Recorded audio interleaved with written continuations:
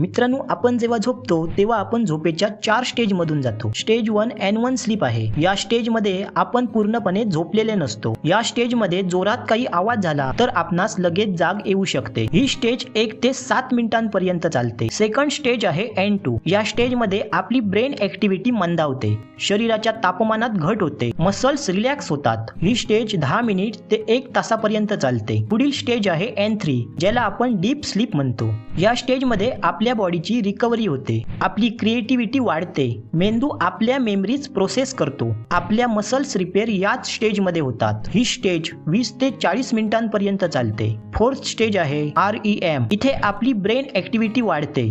हा तोच टप्पा आहे जिथे आपण स्वप्ने पाहतो. झोपल्यानंतर 90 मिनिटांनी ही स्टेज सुरू होते. या स्टेज मध्ये आपल्या ब्रेनची सफाई होते. ज्या गोष्टी अननेसेसरी आहेत त्या मेमरी मधून डिलीट होतात आणि इम्पॉर्टंट गोष्टी स्टोअर केल्या जातात.